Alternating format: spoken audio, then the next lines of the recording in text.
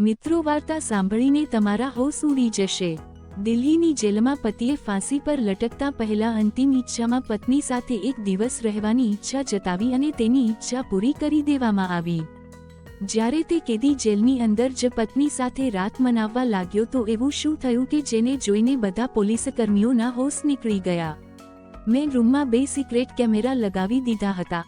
આ ન કરાય તેવી હરકત હતી, પણ હું મારાથી ઉપરના લોકોના લીધે મજબૂર હતો અને જેલર સાહેબની ઈચ્છા હતી કે હું તેના રૂમમાં કેમેરા લગાવું, જ્યાં થોડી વાર પછી એક કેદીની તેની પત્ની સાથે મુલાકાત કરાવવાની હતી। મને જેલર સાહેબની વાત સમજાતી નહોતી કે પહેલા તો તેઓ એક સજાએ મૌતના કેદીની આવી વિચિત્ર ઈચ્છા સ્વીકારવા માટે સહેલાઈથી રાજી થઈ ગયા હતા, જે ખૂબ જ અજીબો ગરીબ હતી, અને ત્યાર પછી એ રૂમમાં કેમેરા લગાવીને તો તેમને હદ પાર કરી દીધી હતી। પરંતુ જેલર સાહેબ દરેક પ્રકારના કામ કરી શકાતા હતા। તે અવારનવાર રાત્રે બેસીને દારૂ પીતા હતા અને તેમને કોઈ વાતનો ડર પણ નહોતો। કદાચ આ તેમનું પદ હતું જેના કારણે તેમને કોઈનો ડર નહોતો, પરંતુ મારા જેવા વ્યક્તિ માટે રૂમમાં કેમેરા લગાવવા અને પતિ પત્ની વચ્ચે બનતી કોઈપણ ઘટનાને જોવાનું સંપૂર્ણપણે અસ્વીકાર્ય હતું। કેમેરા લગાવ્યા પછી હું તે કેદીની જેલ સુધી પહોંચી ગયો, જ્યાં તે એકલો બેઠો હતો। હું જ્યારે પણ તેનો ચહેરો જોતો ત્યારે મને એક અજીબ અહેસાસ થતો। 2 દિવસ પછી તેને મૃત્યુદંડની સજા સંભળાવવામાં આવી હતી, અને તેના ચહેરા પર એવું સુકૂન હતું કે જાણે તેણે ખૂન ના કર્યું હોય, પરંતુ કંઈક સારું કર્યું હોય। તેના ચહેરા પર મૃત્યુનો ડર બિલકુલ પણ નહોતો કે ના તેના કૃત્ય ઉપર કોઈ પસ્તાવો। અત્યારે પણ તે એકદમ સુકૂનથી બેઠો હતો। હું તેની નજીક જઈને મારા ઘૂંટણ પર બેઠો અને તેની આંખોમાં આંખ નાખીને તેને પૂછ્યું કે કેમ ભાઈ કેદી નંબર 786, તને મૃત્યુનો ડર નથી? હદ છે કે તું તો મરતા પહેલા પણ પોતાની પત્ની સાથે રાત મનાવવા માંગે છે। મારું માન તો પોતાની આ ઈચ્છાને ભૂલી જા અને ઉપરવાળાને યાદ કર।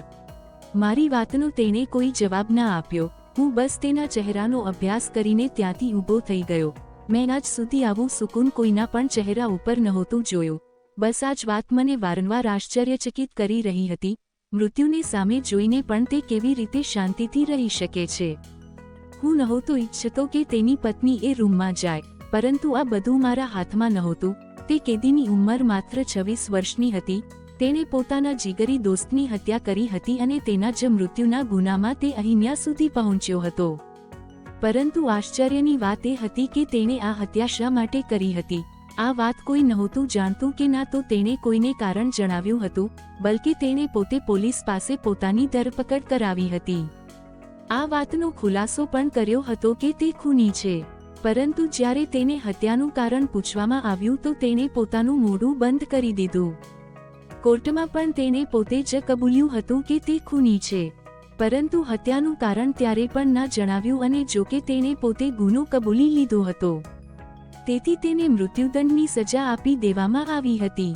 તેની પત્નીને પણ આ બાબતે ઘણી પૂછપરછ કરવામાં આવી હતી, પરંતુ તેણે સ્પષ્ટ ઇનકાર કરીને એમ જ કહ્યું હતું કે તે કંઈ પણ જાણતી નથી। તેનો પતિ જયેશ અને તેનો મિત્ર મુકેશ એકબીજાની ખૂબ જ નજીક હતા, અને તેમની વચ્ચે કોઈ એવો ઝઘડો નહોતો કે જેના કારણે તેનો પતિ આ હત્યા કરતો।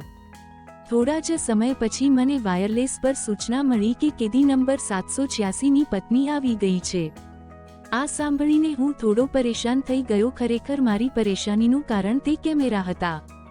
મારી દ્રષ્ટિએ આ વાત ખૂબ જ ખરાબ હતી કે જેલર સાહેબ તે કેમેરાની મદદથી પતિ પત્ની વચ્ચે થતા દ્રશ્યોને જોશે, પરંતુ હું મારી નોકરીના કારણે મજબૂર હતો। આ નોકરી મેળવવા માટે મેં 7 લાખ રૂપિયાની લાંચ આપી હતી, અને હવે જ્યારે મને આ સરકારી નોકરી મળી ગઈ હતી તો મારે એ જ બધું કરવું પડતું હતું જે સિનિયર ઓફિસર મારાથી ઈચ્છતા હતા। જો મેં તેમની વિરુદ્ધ કંઈ પણ કર્યું હોત તો કાં તો મારી બદલી થઈ જતી અથવા તો નોકરી જ ખતમ થઈ જતી। બસ એટલા માટે જ મેં તે સમયે પણ પોતાનું મોઢું બંધ રાખ્યું હતું। જેલર સાહેબના આદેશથી હું આ કેદીની પત્નીને તે રૂમમાં લઈ ગયો। તેની પત્ની જવાન અને ખૂબ જ સુંદર હતી, પરંતુ તેણે પોતાને ઘૂંઘટમાં છુપાવી રાખી હતી। એકવાર ઘૂંઘટ પડી ગયું હતું, તેથી જ મેં તેનો ચહેરો જોયો હતો। હું વિચારી રહ્યો હતો કે જો જેલર સાહેબની નજર તે સ્ત્રીના ચહેરા પર પડી તો ચોક્કસ તેમની નિયત બગડી જશે। તે સ્ત્રીઓના ખૂબ જ શોખીન હતા, અને ઘણીવાર રાત્રે તેમના રૂમમાં સ્ત્રીઓને લાવવામાં આવતી હતી, અને ત્યાં શું થતું હતું એ જોયા વિના પણ હું જાણતો હતો। જેલર સાહેબના આદેશ પર કેદી નંબર 786ને તે રૂમમાં મોકલી દેવામાં આવ્યો અને મોકલતા પહેલા તે બંને પતિ પત્નીની સંપૂર્ણ તલાશી લેવામાં આવી હતી જેથી કંઈ ખોટું ના થઈ શકે. આજ સુધી ક્યારેય કોઈ કેદીએ આવી અનોખી ઈચ્છાની માંગણી નહોતી કરી, એટલા માટે જેલમાં આવું પહેલીવાર થઈ રહ્યું હતું અને આ વાતને ગુપ્ત જ રાખવામાં આવી હતી. જેલર સાહેબે ના તો કોઈની પાસેથી પરવાનગી લીધી હતી કે ના તો આ વાતને કોઈની સામે જાહેર કરી હતી અને આ વાત મને પછી ખબર પડી કે તેમણે આ અંતિમ ઈચ્છાને રદ કરવાને બદલે પૂરી કરવી કેમ જરૂરી સમજી. 3 ગાર્ડ રૂમની બહાર તૈનાત હતા. રૂમના દરવાજા પર કોઈ લોક મોજૂદ નહોતો. તે બંનેને છોડ્યા બાદ હું જેલર સાહેબના આદેશથી તેમના રૂમમાં પહોંચ્યો ત્યારે તે લેપટોપ ખોલીને બેઠા હતા. તેમણે મને પણ તેમની સાથે બેસવાનો ઈશારો કર્યો. હું તેમની સાથે ઘણી વાતચીત કરતો હતો. તે મારા પર ખૂબ વિશ્વાસ કરતા હતા. કહેવા લાગ્યા, ચાલ આપણે પણ થોડી મજા કરીએ, અને આ સાંભળીને હું શરમ અનુભવવા લાગ્યો. મેં કહ્યું કે ના સાહેબ, હું જેલનું ચક્કર મારી લઉં છું, તમે બેસો. પરંતુ તે ના માન્યા અને કહેવા લાગ્યા કે તું પણ મારી સાથે બેસી જા.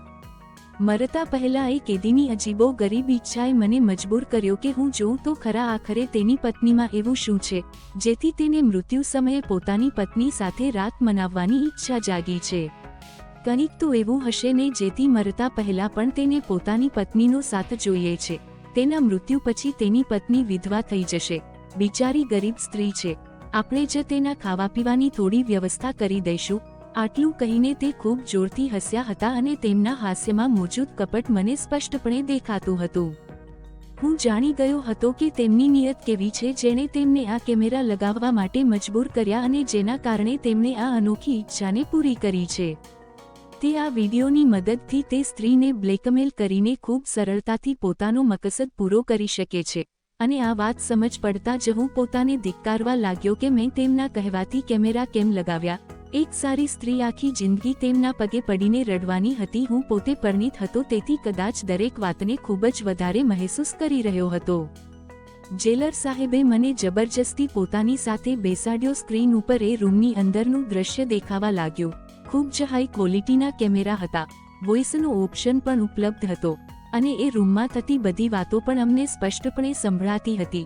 જેલર સાહેબની નજર સ્ક્રીન પર જામી ગઈ. હું ક્યારેક સ્ક્રીન તરફ જોતો તો ક્યારેક શરમમાં માથું નમાવી લેતો. તે કેદીએ પોતાની પત્નીને હાથ પકડીને પલંગ પર બેસાડી હતી અને તેના ઘૂંઘટને ચહેરા પરથી હટાવી દીધું હતું. સ્ક્રીન પર તેની પત્નીનો ચહેરો નજર આવતા જ જેલર સાહેબ તેમની જીભ વડે તે સ્ત્રીના સુંદરતાના વખાણ કરી રહ્યા હતા અને પછી સ્પીકરમાંથી આવતા અવાજે અમને બંનેને સ્તબ્ધ કરી દીધા. તે બંને એકબીજા સાથે વાતો કરી રહ્યા હતા. મારી નજર પણ સ્ક્રીન પર જામી ગઈ અને પછી જે દ્રશ્ય અમે જોયું તે જોઈને હોશ ઉડી ગયા. તે કેદીની પત્નીએ રાત દરમિયાન એવી હરકત કરી જે કદાચ કોઈ પણ સ્ત્રી ના કરી શકે. તે તો પોતાના પતિ કરતાં પણ વધારે તાકાતવર નીકળી અને જોત જોતામાં તેણે પોતાના પતિને હવે સમજાયું હતું કે તેના પતિએ તેની અંતિમ ઈચ્છામાં પોતાની પત્ની સાથે આવી ઈચ્છા શા માટે વ્યક્ત કરી હતી. જેલર સાહેબ તરત જ એ રૂમ તરફ દોડ્યા. હું પણ તેમની પાછળ પાછળ દોડ્યો. જ્યારે અમે રૂમમાં દાખલ થયા ત્યારે તે કેદી પલંગ ઉપર પડ્યો હતો અને તેની પત્નીએ ઝડપથી તેનો ચહેરો છુપાવી દીધો હતો. જેલર સાહેબે કંઈ પણ વિચાર્યા વગર તે સ્ત્રીનો હાથ પકડ્યો અને ખેંચીને પોતાના રૂમમાં લઈ ગયા. હું તે કેદીની પાસે જ ઊભો રહી ગયો. તે ચીસો પાડતા મને પૂછી રહ્યો હતો કે તેની પત્નીને કેમ લઈ જવામાં આવી રહી છે, પરંતુ હું તેના પ્રશ્નનો જવાબ નહોતો આપી શકતો કારણ કે હું જાણતો હતો કે હવે જેલર સાહેબ તે સ્ત્રી સાથે કેવું વર્તન કરશે. જે કંઈ પણ તે સ્ત્રીએ તેના પતિ સાથે કર્યું હતું તે પછી તો જેલર સાહેબ તેને કોઈ પણ ભોગે છોડવાના નહોતા. મેં તે કેદીને બેસવાનો ઈશારો કર્યો અને હું પોતે પણ તેની સામે બેસી ગયો. આ પહેલી વાર હતું જ્યારે મેં તેનો અવાજ સરખી રીતે સાંભળ્યો હતો, નહીં તો તે ક્યારેય વાત જ નહોતો કરતો. મેં તેને કહ્યું કે મને પોતાના વિશે બધું જ સાચે સાચું જણાય અને તે આ ગુનો શા માટે કર્યો એ પણ કહી દે. તેણે પછી ખામોશીથી માથું નમાવી દીધું. તો મેં તેને કડક શબ્દોમાં કહ્યું કે જે કંઈ પણ આ રૂમમાં તમારા બંને પતિ પત્ની વચ્ચે થયું છે તે બધું કેમેરામાં રેકોર્ડ થયેલું છે. જો તું તારા ગુનાનું કારણ નહીં જણાવે તો આ રેકોર્ડિંગ દુનિયા સમક્ષ રજૂ કરી દેવામાં આવશે. તારી પત્નીની ઇજ્જત છે, તેથી બહેતર છે કે તું મને તે કારણ જણાય જે કારણે તું અહીંયા છે, અને એ વાત પણ જણાય કે તે કેમ અંતિમ ઈચ્છા તરીકે તારી પત્નીને અહીંયા બોલાવડાવી.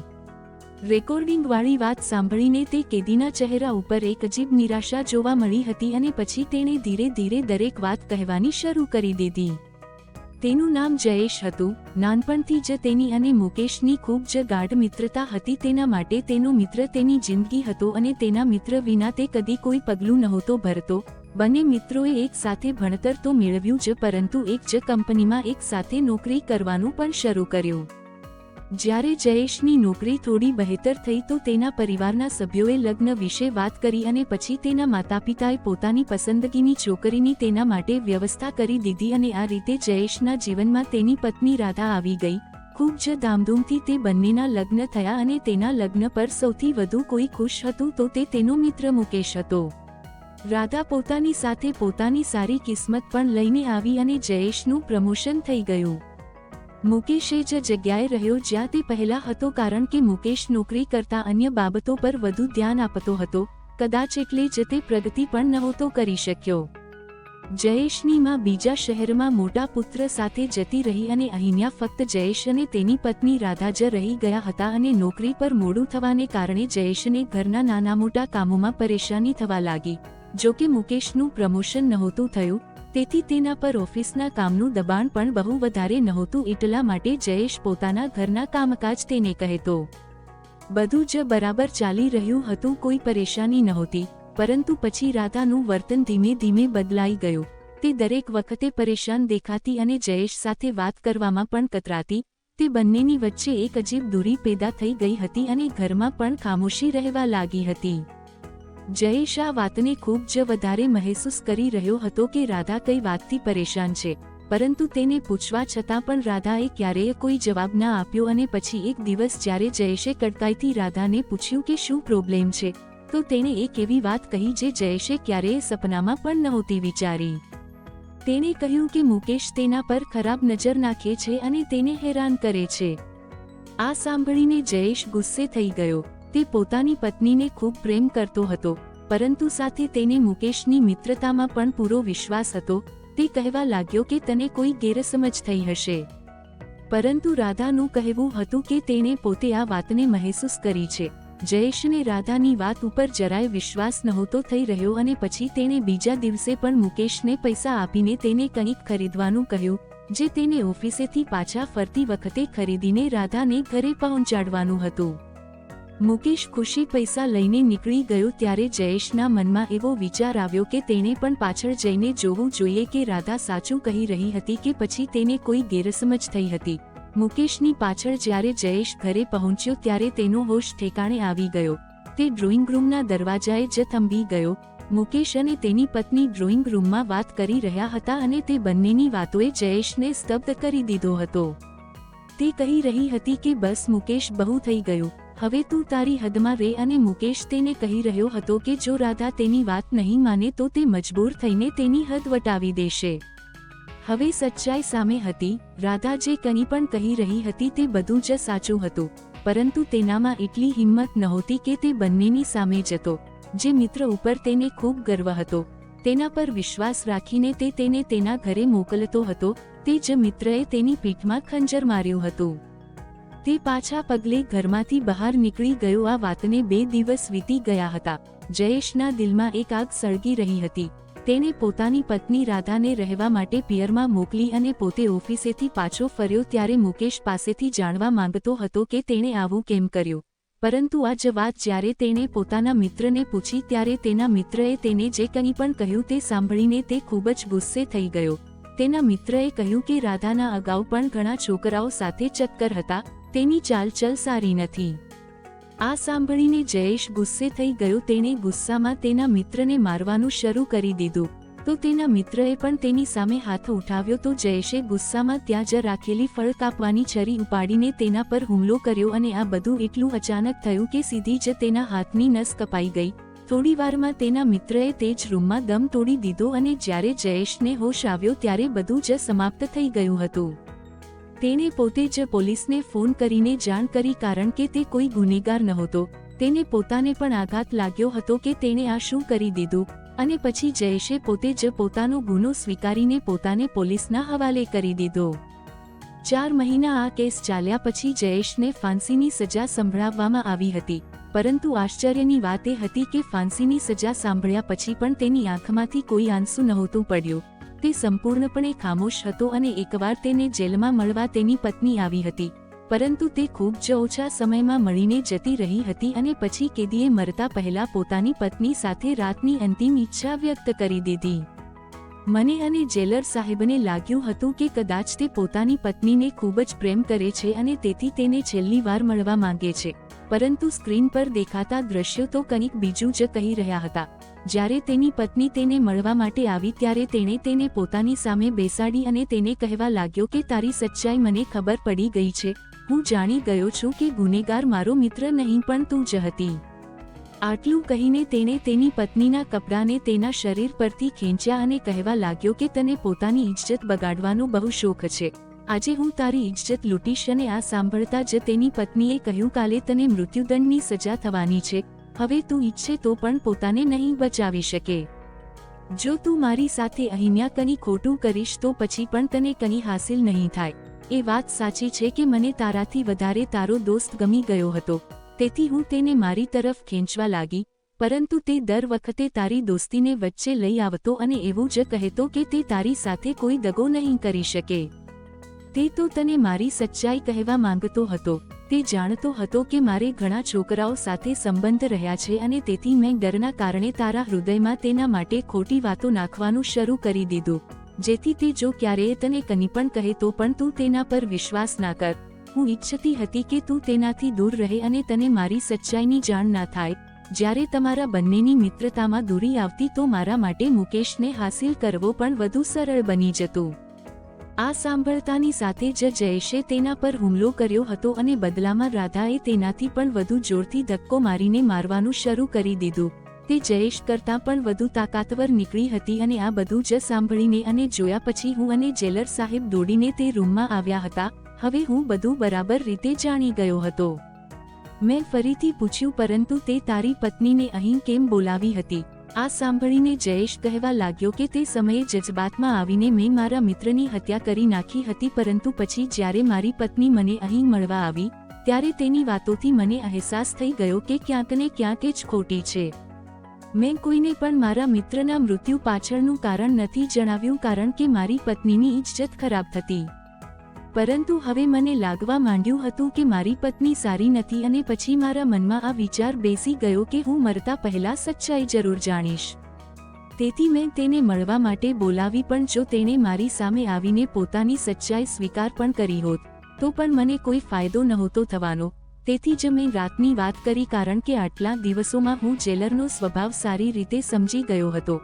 હું જાણતો હતો કે તે અમને બંને પતિ પત્નીને જોવા માટે અહીં કેમેરા ચોક્કસ લગાવશે. આ જ રીતે મારું સત્ય કેમેરામાં રેકોર્ડ થઈ જશે અને મારો યકીન એકદમ સાચો સાબિત થયો. હું જાણું છું કે અહીં કેમેરા લગાવવામાં આવ્યા છે અને દરેક વાત કેમેરામાં રેકોર્ડ કરવામાં આવી છે. તે કહેવા લાગ્યો કે મારે મૃત્યુદંડથી નથી બચવું. મને અફસોસ છે કે મેં મારા બાળપણના મિત્રની વાત ઉપર ભરોસો ના કર્યો. મારા કારણે તે આ દુનિયા છોડીને જતો રહ્યો. પરંતુ હવે હું એ ઈચ્છું છું કે મારી પત્નીને પણ તેના ગુનાની સજા મળવી જોઈએ.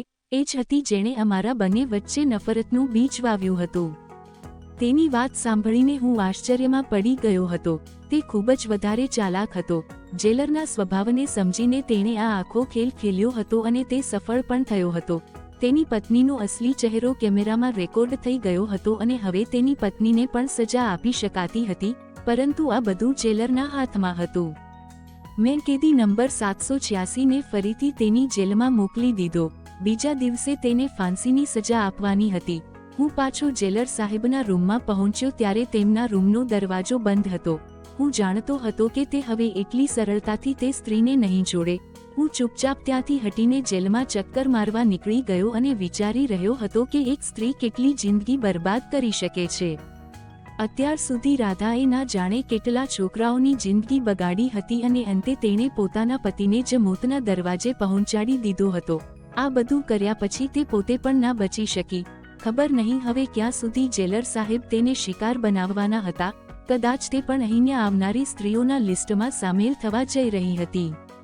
આ જેલમાં નોકરી કરીને મેં એક વાત ખૂબ જ સારી રીતે સમજી લીધી હતી કે મોટા ભાગના ગુનાઓ જજબાતમાં આવીને અને સચ્ચાઈ જાણ્યા વગર જ કરવામાં આવે છે. તેથી હું એ વાત ચોક્કસપણે કહેવા માંગીશ કે કોઈ પણ પગલું ભરતા પહેલા વ્યક્તિએ એકવાર સચ્ચાઈ જરૂર જાણવી જોઈએ. આવી જ વાર્તા સાંભળવા માટે ચેનલને સબસ્ક્રાઇબ અને વિડીયોને લાઇક જરૂર કરજો દોસ્તો. ધન્યવાદ.